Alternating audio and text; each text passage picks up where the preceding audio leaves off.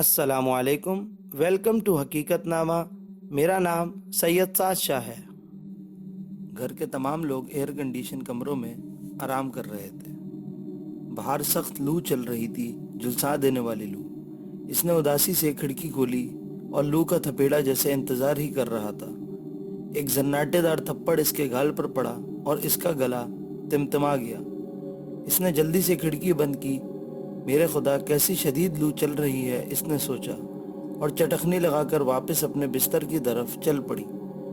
دیوار کے ساتھ لگی ہوئی گھڑی کی سوئیاں 2 بجا رہی تھی۔ اسے ٹھیک 4 بجے باورچی خانے کی طرف جانا تھا۔ شام کی چائے ٹھیک 5 بجے لگتی تھی۔ گویا ابھی آرام کرنے کے لیے 2 گھنٹے تھے۔ آرام کا وقت بھی اسے شدید گرمی اور لو کی وجہ سے مل گیا تھا، ورنہ اگر دوسرے لوگ باہر ہوتے تو کسی نہ کسی کام میں الجھا دیتے۔ اس وقت بھی کوئی کام اس کے سپرد کیا جا سکتا تھا۔ کچھ نہ صحیح تو چچی اماں کے پاؤں ہی دبانے ہوتے، لیکن اس وقت اگر چچی اماں اس سے پاؤں دلواتی تو اسے بھی ایئر کنڈیشن کمرے کی ٹھنڈک نصیب ہو سکتی تھی، اور یہ بات کسی کو گوارا نہ تھی۔ اس نے ایک گہری سانس لی اور اس کی نگاہ آئینے پر جا پڑی۔ لو کے تھپیڑے سے سرخ گال ابھی تک کوسوں قزح کا منظر پیش کر رہا تھا۔ وہ آہستہ آہستہ آئینے کی طرف بڑھی اور آئینے نے اس کا سراپا پیش کر دیا۔ دن رات کی جھڑکیاں، بات بات پہ تانے، ہر قدم پر بے عزتی، طرح طرح کے الزامات، دن رات کی گھٹن، اس زندگی میں تمام لوازمات تھے، لیکن اس کا حسن شاید انہی لوازمات سے نکل رہا تھا۔ ایسی بھی کیا بے غیرت زندگی! ایک لمحے کا سکون میسر نہیں تھا، لیکن حسن و جوانی تھی کہ پھوٹی پڑ رہی تھی۔ اللہ تعالیٰ نے اس کی تمام محرومیوں کی کسر اسے توبہ شکن حسن دے کر پوری کر دی تھی، لیکن کس کام کا یہ حسن جو ہر وقت ملامت کا شکار بنا رہتا تھا۔ چچی اماں کا بس نہیں تھا، ورنہ زہر دے کر ہلاک کر دیں۔ وہ اس حسن و جوانی پر بھی کڑی تنقید کرتی تھی۔ عالیہ نے صابن سے منہ دھونا تک چھوڑ دیا تھا۔ اب یہ اس کے بس کی بات تو نہیں تھی کہ وہ اپنی شکل بگاڑ لیتی۔ شکل بگاڑ بھی لیتی تو جسم کا ایک ایک نقش چیخ چیخ کر اس قیامت کے اس حسن کی تشہیر کر رہا تھا۔ نہ جانے کب تک وہ آئینے سے حسن کا خراج وصول کرتی رہی، پھر ایک ٹھنڈی سانس لے کر آئینے کے سامنے سے ہٹ کر بستر پر گر پڑی۔ 12 سال کی عمر تھی جب ماں اور باپ کار کے حادثے کا شکار ہو گئے تھے۔ وہ خود اسکول میں تھی جب اسے حادثے کی اطلاع ملی تو وہ بے ہوش ہو گئی۔ پورے 4 دن کے بعد ہوش آیا تھا۔ وہ خود اسکول میں تھی جب اسے حادثے کی اطلاع ملی تو وہ بے ہوش ہو گئی۔ پورے 4 دن کے بعد ہوش آیا تھا۔ دادی اماں بیٹے کی نشانی کو گلے لگا کر لے آئیں، لیکن چچی کو اس نشانی سے ہمیشہ سے ہی چڑ تھی، اور اب تو مستقل عذاب بن رہی تھی۔ بہرحال دادی کی زندگی میں تو ان کی نہ چل سکی، لیکن دادی کی آنکھ بند ہوتے ہی اس پر مصیبتوں کے پہاڑ ٹوٹ پڑے۔ دادی کے علاوہ گھر کا ہر فرد اس سے نفرت کرتا تھا۔ چچا جان تو بیوی کے غلام قسم کے انسان تھے۔ بھائی کی نشانی پر کبھی رحم بھی آ جاتا تو چچی جان کے قہر کی وجہ سے خاموش رہتا۔ چچی جان کی بہن خالہ فوزی بھی ساتھ رہتی تھی۔ بیوہ اور لاول تھی، لیکن اللہ تعالیٰ نے یہ دونوں مرتبے ان کی فطرت کو سامنے رکھتے ہوئے ہی دیے تھے۔ بلا کی جلاد اور کینہ ور خاتون تھی۔ بات بات میں ناک بھون چڑھانا ان کی عادت تھی۔ خاص طور پر عالیہ ان کے عتاب کا شکار رہتی تھی، بلکہ چچی سے زیادہ اسے خالہ فوزی سے ہول چڑھتا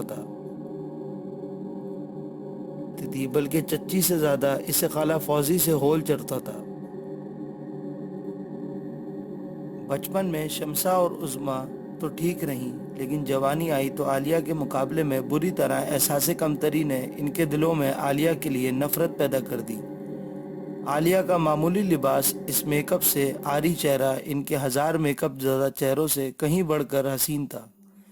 بہت سی تقاریب میں انہیں اس بات کا اندازہ ہو چکا تھا، چنانچہ گھر کی تقاریب عالیہ کا مکمل بائیکاٹ کر دیا گیا تھا۔ بہر صورت کون سی حقارت تھی جو عالیہ کے انتظامات نہ کیے گئے؟ وہ ہر عذاب کو خاموشی سے جھیل رہی تھی۔ اس کی زندگی میں کوئی بہاڑ نہ تھی۔ اسے نہیں معلوم تھا کہ اس کا مستقبل کیا ہوگا۔ بستر پر بیٹھی وہ انہی خیالات میں نہ جانے کب تک کھوئی ہوئی رہی۔ اس دیوار کے ساتھ لگی ہوئی گھڑی نے 3 بجائے اور وہ خیالات کے بھنور سے نکل آئی۔ ابھی تو 1 گھنٹہ باقی ہے، اگر لیٹ گئی تو شاید نیند آ جائے، اور یہ نیند اس لیے قیامت ہوتی، اگر ذرا بھی دیر ہو جاتی تو گھر والے چیخ چیخ کر آسمان سر پر اٹھا لیتے۔ کمرے میں تنہا بیٹھے بیٹھے دل گھبرانے لگا، باہر لو چل رہی تھی ورنہ وہ باغ میں چلی جاتی۔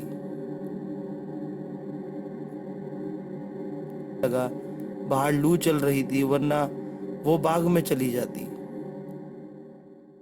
دوستوں، اگر ابھی تک آپ نے ہمارا چینل سبسکرائب نہیں کیا تو نیچے موجود بیل آئیکن کو پریس کر دیں۔ اوہو، لو کیا کرے گی، اچھا ہے بیمار ہو جاؤں، کچھ دن تو سکون سے مل جائیں گے، مر بھی جاؤں تو کیا ہے، کون سی قیمتی زندگی ہے جو کسی کو تکلیف ہوگی، اس نے سوچا، اور یہ سوچ اس قدر شدید ہوئی کہ وہ کمرے کے دروازے کی طرف بڑھ گئی۔ دروازہ کھولا اور باہر نکل آئی۔ باہر قدم رکھتے ہی گرمی کی حقیقت معلوم ہوئی، لیکن کمرے میں بھی نہیں رہا جا سکتا تھا۔ وہ گرمی کی پرواہ کیے بغیر آگے بڑھتی رہی اور راہداری سے نکل کر صدر دروازے پر آ گئی۔ صدر دروازے کے باہر دھوپ کا راج تھا، وہ صدر دروازے سے بھی باہر نکل گئی۔ در حقیقت آگ برس رہی تھی، گھاس زرد ہو رہی تھی، البتہ برگد کا سایہ دار درخت جھوم رہا تھا جس کے نیچے مالی کی چارپائی بچھی ہوئی تھی۔ مالی بیچارہ بھی اپنے کوارٹر میں گھسا ہوا تھا۔ تمام ملازموں کے کوارٹروں کے دروازے بند تھے، کچھ ملازم جو ڈیوٹی پر تھے اندر تھے اور باقی اپنے کوارٹروں میں آرام کر رہے تھے۔ وہ تیز تیز قدموں سے درخت کی طرف بڑھ گئی۔ برگد کا سایہ بے حد خوشگوار تھا، اس نے تمام دھوپ اور لو اپنے اندر جذب کر کے نیچے ٹھنڈی چھاؤں اور ہوا بکھیر دی۔ کتنا رحم دل ہے یہ برگد کا درخت، خود دھوپ میں ہے اور دوسروں کو چھاؤں دیتا ہے، اس نے سوچا، اور اس کے دل سے ایک ٹھنڈی آہ نکل گئی۔ مالی کی چارپائی پر پاؤں لٹکا کر وہ بیٹھ گئی۔ برگد کے پتے لو سے ہل کر ایک دلکش نغمہ بکھیر رہے تھے۔ وہ اس نغمے میں گم ہو گئی اور تھوڑی دیر کے لیے اپنے تمام غم بھول گئی۔ یہاں بھی کوئی نہ تھا، ویرانی جو اس کا مقدر تھی، لیکن نہیں، برگد کا درخت اس کا ہمدرد تھا۔ وہ گیت سنا رہا تھا۔ اس کی نگاہ ایک چمکدار نقطے پر جم گئی اور ذہن نہ جانے کن کن خیالات کا منچ بن گیا۔ بہت دیر گزر گئی، اچانک اسے قدموں کی آہٹ محسوس ہوئی اور وہ چونک پڑی۔ اس نے مڑ کر دیکھا اور ایک سایہ سا اس کے سر سے گزر گیا، لیکن پیچھے تو کوئی نہیں تھا۔ اس نے دائیں بائیں دیکھا، قدموں کی چاپ کیسی تھی، ممکن ہے کوئی گلہری سوکھے پتوں سے گزر کر درخت پر چڑھ گئی ہو، اس نے سوچا، اور پھر پرسکون ہو گئی۔ ظاہر ہے اس گرم دوپہر میں سب اس جیسے دیوانے تو نہیں بن سکتے تھے، لیکن وہ سایہ، اب بھی وہ وہمی بھی ہوتی جا رہی تھی۔ سایہ خود اس کا ہوگا جو مڑنے سے پڑا ہوگا، اور اس نے اپنے ذہن سے خیال نکال دیا اور پھر اسی چمکدار نقطے کو تلاش کرنے لگی جو برگد کی جڑ میں تھا۔ نقد اسے مل گیا تھا، لیکن اس بار وہ بے خیال نہ ہو سکتی تھی۔ وہ چمکدار چیز کیا ہے جیسے وہ بہت دیر سے دیکھ رہی تھی، لیکن اس کے بارے میں اس نے ابھی تک سوچا نہیں تھا۔ ایک سفید سی چمکدار چیز وہ چارپائی سے اٹھ کر اس کی طرف بڑھ گئی اور اس نے برگد کی جڑ سے دودھیا رنگ کا خوبصورت پتھر اٹھا لیا جو دل کی شکل میں ترشا ہوا تھا۔ اس کے کچھ حصوں پر مٹی لگ گئی تھی جسے اس نے دوپٹے سے صاف کر لیا۔ کیسا خوبصورت پتھر ہے، جانے کہاں سے آیا ہے، قیمتی بھی معلوم ہوتا ہے، ممکن ہے کسی زیور سے نکل گیا ہو، لیکن اس درخت کے نیچے، اور پھر اس کی تراش بھی ویسی نہیں تھی کہ کسی زیور سے اکھاڑا ہوا معلوم ہو، اس کے علاوہ کافی پرانا بھی معلوم ہوتا ہے۔ وہ پتھر کو ہتھیلی پر رکھ کر دیکھنے لگی۔ بلا شبہ وہ بے حد حسین اور جاذب نگاہ ہے، اسے وہ پتھر بے حد پسند آیا۔ وہ اسے اپنے پاس رکھے گی، اگر کسی نے اپنا بتایا تو اسے واپس کر دے گی۔ اس خیال کے تحت اس نے اسے مٹھی میں دبایا اور چائے پر آ بیٹھی۔ اس کے بعد بھی وہ کافی دیر تک پتھر کو گھورتی رہی۔ پاگل دل کی شکل ہے، نہ جانے کون سے پتھر سے تراشا گیا ہے، ممکن ہے پلاسٹک کا ہو، لیکن پتھر کا نہ ہوتا تو اتنا وزنی نہ ہوتا۔ کچھ بھی ہو، اب تو وہ اس کا اپنا ہے۔ اس نے اسے رکھ لیا اور اس وقت اس کے کانوں میں ایک مردانہ آواز آئی، شکریہ۔ ایک بار پھر وہ اچھل پڑی۔ اس بار اس کے کانوں نے دھوکہ نہیں کھایا تھا، ضرور کوئی اجنبی آواز تھی جس نے شکریہ کا لفظ ادا کیا تھا۔ وہ بدحواسی سے کھڑی ہو گئی۔ کون ہے؟ اور اس وقت اس کے کانوں میں ایک مردانہ آواز آئی، شکریہ۔ ایک بار پھر وہ اچھل پڑی۔ اس بار اس کے کانوں نے دھوکہ نہیں کھایا تھا، ضرور کوئی اجنبی آواز تھی جس نے شکریہ کا لفظ ادا کیا تھا۔ وہ بدحواسی سے کھڑی ہو گئی۔ کون ہے؟ اسے پھر وہ قدموں کی چاپ اور سایہ یاد آ گیا۔ اس نے بھوکلائے ہوئے انداز میں چاروں طرف دیکھا، لیکن چلچلاتی ہوئی دھوپ اور لو کے تھپیڑوں کے علاوہ اور کچھ بھی نہ تھا۔ پھر اس کی نگاہ درخت پر اڑ گئی۔ ممکن ہے کوئی اوپر درخت پر چھپا ہوا ہو اور اسے پریشان کر رہا ہو، لیکن درخت کے پتے سنسان تھے۔ اوپر تک درخت صاف پڑا تھا۔ اسے کچھ خوف سا محسوس ہونے لگا اور وہ چارپائی سے اٹھ کر کھڑی ہو گئی۔ پتھر اب بھی اس کی مٹھی میں ہی موجود تھا۔ وہ تیز تیز قدموں سے صدر دروازے کی طرف چل پڑی اور پھر دوبارہ اپنے کمرے میں آ گئی۔ عجیب بات تھی، اسے اپنے کانوں پر بھروسہ تھا اور اسے صاف طور سے لفظ شکریہ سنائی دیا تھا۔ کافی دیر تک وہ متاثر رہی، پھر اس کی نگاہ گھڑی پر پڑی۔ 4 بجنے میں صرف 10 منٹ باقی تھے۔ وہ سب کچھ بھول کر خود کو باورچی خانے کے لیے تیار کرنے لگی۔ مٹھی میں دبا ہوا پتھر اس نے مسحری کی سائڈ پر رکھ دیا اور باتھ روم میں چلی گئی۔ ٹھنڈے پانی کے چھینٹوں نے چہروں کی تمتماہٹ کو بڑا سکون دیا۔ وہ کافی دیر تک چہرے اور آنکھوں کو پانی سے نم کرتی رہی اور پھر تازہ دم ہو کر باہر نکل آئی۔ پورے 4 بجے تھے۔ کمرے سے نکل کر وہ باورچی خانے میں پہنچ کر اس کے ذہن نے تھوڑی دیر قبل کا پراسرار واقعہ بھلا دیا۔ اب اس کی ذمہ داری شروع ہوتی تھی۔ اس نے ذہن میں فرمائشات کی اس فہرست کو ٹٹولا جو آج شام چائے کے لیے گھر کے حاکموں نے کی تھی۔ سب کی فرمائشیں پوری کرنا لازمی تھا، چنانچہ وہ جلدی جلدی تیاریاں کرنے لگی اور ٹھیک 5 بجے وہ خوبصورت ٹرالی کو انواع و اقسام کے لوازمات سے سجائے ہوئے فوزی خالہ کی ٹرے کمرے میں پہنچ گئی۔ باہر کا موسم ابھی تک گرم تھا، اس لیے لان پر چائے پینے کا سوال ہی پیدا نہیں ہوتا تھا، اور پھر یوں بھی گرمیوں میں تو 5 بجے دوپہر ہی ہوتی ہے۔ برف کی طرح ٹھنڈے کمرے میں سب لوگ صوفہ پر بیٹھے بیٹھے کہکہے لگا رہے تھے۔ جو ہی وہ اندر داخل ہوئی، کہکہے ایک لمحے کے لیے رک گئے اور پھر جاری ہو گئے، جیسے اسے احساس دلایا جا رہا تھا کہ اس کی یہاں آمد سے کسی کے مشغلوں پر اثر نہیں پڑا ہے اور وہی کوئی اہمیت نہیں رکھتے۔ لیکن اس نے ان کے اس تاثر کی طرف کوئی توجہ نہ دی۔ یہ تو ان لوگوں کا معمول تھا۔ سلیقے سے اس نے سینٹر ٹیبل درست کی اور چائے اور دوسری چیزیں سرو کر دیں۔ باورچی خانے کی گرمی میں اس کا چہرہ تمتما کر آگ ہو گیا تھا۔ خشک ہونٹ اور بھبو کا چہرہ، وہ بے حد حسین لگ رہی تھی۔ اس گرمی میں تمہیں میک اپ کرنے کی فرصت مل جاتی ہے عالیہ، عظمیٰ نے طنزیہ انداز میں کہا۔ Make up? اس نے حیرت سے عظمیٰ کی طرف دیکھا۔ اس نے تو زندگی میں کبھی میک اپ نہیں کیا تھا۔ اوہو، میرا رنگ ہی ایسا ہے۔ عجیب بات ہے، تم لوگ سونے کے نوالے کھاؤ تب بھی ایسا رنگ نہ نکال سکے۔ اللہ میاں بھی بعض اوقات خوب مذاق کرتا ہے، فوزی خالہ نے ٹرکا لگایا، لیکن اس کی بات میں بھی عظمیٰ اور شمسہ کی تصحیق تھی، اس لیے وہ دونوں منہ بنا کر خاموش ہو گئیں۔ وہ باہر نکل آئی۔ ابھی بہت سے کام تھے۔ سورج اب بھی قہر برسا رہا تھا، لیکن وہ گرمی سے بے خبر کاموں میں مصروف ہو گئی۔ شام ہوئی اور پھر رات۔ وہ سب کچھ بھول گئی تھی، برگد کے نیچے سے ملنے والا پتھر، شکریہ کے الفاظ، کوئی بات اسے یاد نہ تھی۔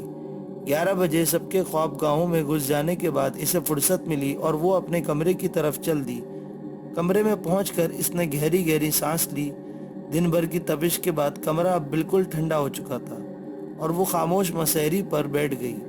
آئینہ سامنے موجود تھا اور وہ سوچنے لگی کہ کچھ بھی ہو، وہ اب بھی اس سب سے اچھی ہے اور سب سے باوقار لگتی ہے۔ شاید ان کی ضرورت سے زیادہ جلن کی یہی وجہ ہے۔ عام طور پر اس کے لیے سادہ اور معمولی کپڑے کے لباس بنتے تھے، لیکن اس کی مرحوم ماں کے چند جوڑے اب بھی اس کے پاس موجود تھے، قیمتی جوڑے جنہیں وہ کبھی بھی اپنے کمرے میں پہن لیتی تھی۔ آج بھی نہ جانے کیوں اس کا دل چاہا کہ وہ کوئی عمدہ لباس پہنے اور یہ خواہش اتنی شدید ہوئی کہ وہ اس سے باز نہ رہ سکی۔ اس نے الماری کھول کر ایک خوبصورت جوڑا نکالا اور غسل خانے میں جا کر اسے پہننے لگی۔ زرکار جوڑے نے اسے سحر انگیز بنا دیا تھا۔ اس نے باہر نکل کر آئینے میں اپنی شکل دیکھی اور خود ہی شرما گئی۔ کاش اس وقت اسے کوئی دیکھنے والا ہوتا اور ایمانداری سے اس کے بارے میں کچھ کہہ سکتا، اس نے سوچا، اور دفعتاً اسی وقت ایک آواز اس کے کانوں میں گونج اٹھی، چشمے بددور۔ وہ اچھل پڑی۔ اس نے گھبرائے ہوئے انداز میں دروازے کی طرف دیکھا، لیکن دروازہ تو اندر سے بند تھا۔ اس نے مسحری اور پھر پورے کمرے کے دوسرے کونوں میں دیکھا، لیکن کوئی نہ تھا۔ یہ میرے کان کیوں بجنے لگے ہیں؟ آخر اس وقت شکریہ کی آواز، اور اب وہ اس تصور کے ساتھ ایک اور انکشاف ہوا۔ شکریہ والی آواز اس آواز سے مختلف نہیں تھی، ایک ہی آواز، اور یہ نرم نرم انداز کون ہے؟ کس کی آواز ہے؟ وہم، صرف وہم، ورنہ اور کون آ سکتا تھا؟ پھر اس نے دل کو تسلی دی اور آئینے کے سامنے سے ہٹ گئی۔ رات اپنی تھی، اب کسی کے بلانے کے امکانات نہیں تھے۔ انہی کپڑوں میں بستر پر آ لیٹی، تکیہ اونچا کر کے وہ دراز ہو گئی، اور لیٹے لیٹے اسے اس خوبصورت پتھر کا خیال آ گیا۔ اس نے سائیڈ کی دراز کھولی اور پتھر نکال کر ہاتھ میں پکڑ لیا۔ کیسا پیارا پتھر ہے، وہ سوچنے لگی، اور پھر اسے چمکانے کے لیے اس نے اسے اپنے لباس سے رگڑا۔ پتھر در حقیقت چمک اٹھا، لیکن اس کے ساتھ کمرے کے اوپر روشن دان سے کوئی پرندہ اندر گھس آیا۔ 1 2 3 4 اور مبہوت سے انہیں دیکھتی رہ گئی۔ یہ چمگادڑیں تھیں، اور ان میں سے 3 چمگادڑیں نیچے اتر آئیں اور اچانک لمبی ہو گئیں۔ عالیہ کی آنکھیں دہشت سے پھٹ گئیں۔ وہ ان چمگادڑوں کو اس روپ کو اختیار کرتے دیکھ رہی تھی۔ عجیب بھیانک شکلیں تھیں۔ اس نے چیخنے کی کوشش کی تھی، لیکن اس کی آواز بھی دہشت کی وجہ سے نہ نکل سکی۔ خوف سے اس کے جسم کے رونگٹے کھڑے ہو گئیں۔ عالیہ کی آنکھیں دہشت سے پھٹ گئیں۔ وہ ان چمگادڑوں کو اس روپ کو اختیار کرتے دیکھ رہی تھی۔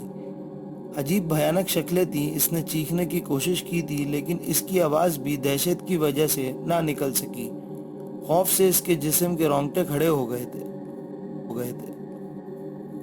ہم سے ڈرنے کی ضرورت نہیں ہے عالیہ، ہم تمہارے غلام ہیں، تمہارے خیر خواہ ہیں۔ ہم کسی بھی حالت میں تمہیں نقصان نہیں پہنچائیں گے۔ ہم سے خوف نہ کھاؤ۔ کاش ہم کسی خوبصورت شکل میں تمہارے سامنے آتے اور تم ہم سے خوف زدہ نہ ہوتی۔ کیا یہ خواب ہے؟ عالیہ نے سوچا اور آنکھیں ملنے لگی، لیکن وہ خواب نہیں تھا۔ در حقیقت 3 انسانی ہیولے اس کے سامنے تھے۔ ان کی شکلیں بھیانک ضرور تھی، لیکن الفاظ اور لہجہ بے حد نرم تھا۔ تم کون ہو؟ اس نے ہمت کر کے پوچھا۔ تمہارے خادم۔ ہمیں حکم دو، ہم کیا کریں؟ ہم تمہارے لیے ہر کام کر سکتے ہیں۔ میں کیا حکم دوں؟ مگر تم میرے غلام کیسے بن گئے؟ وہ ہمت کر کے بولی۔ یہ بتانے کی اجازت نہیں ہے۔ وقت آنے پر تمہیں سب کچھ معلوم ہو جائے گا۔ وہ وقت کب آئے گا؟ بہت ہی جلد۔ تم بالکل فکر مت کرو، تمہارے برے دن گزر گئے، اب کوئی تمہیں آنکھ نہیں دکھا سکے گا۔ ہم تینوں کو تمہاری خدمت پر مامور کر دیا گیا ہے۔ عالیہ خشک ہونٹوں پر زبان پھیرنے لگی۔ وہ تینوں ادب سے اس کے سامنے جھکے کھڑے تھے۔ اگر کوئی کام نہیں ہے تو ہمیں اجازت دیجیے، کیا ہم جا سکتے ہیں؟ ہاں تم جاؤ، خدا کے لیے جاؤ، ہم حاضر ہوتے رہیں گے۔ اگر آپ ہم سے خوف کھاتی ہیں تو آپ کو تکلیف ہوگی۔ آپ دل سے یہ خوف نکال دیں، اور ہاں، ہمارے جانے کے بعد آپ کو نیند نہیں آئے گی، یقیناً آپ ہمارے بارے میں سوچتی رہیں گی، اس لیے آپ یہ شربت پی لیں، آپ کو پرسکون نیند آئے گی۔ ان میں سے ایک نے اوپر ہاتھ بڑھایا اور عالیہ نے اس کے ہاتھ میں ایک خوبصورت شربت کا گلاس دیکھا جس میں ہلکے گلابی رنگ کا شربت تھا۔ عالیہ یوں ہی خوف زدہ تھی، لیکن گلاس اس کے بالکل قریب تھا۔ دودھ جیسے گاڑھے شربت سے نفیس خوشبو اٹھ رہی تھی۔ نہ جانے وہ کیا تھا، لیکن وہ تینوں اس کے قریب کھڑے تھے، اس لیے اس نے بادل نخواستہ شربت اس کے ہاتھ سے لے کر منہ سے لگا لیا، اور پھر گلاس اس وقت ہٹایا جب شربت ختم ہو گیا۔ بلا شبہ اس نے اتنا خوش ذائقہ شربت اس سے قبل نہیں پیا تھا۔ ایک لمحے میں اسے ایسا محسوس ہوا جیسے اس کا جسم پھول کی طرح ہلکا ہو گیا ہو۔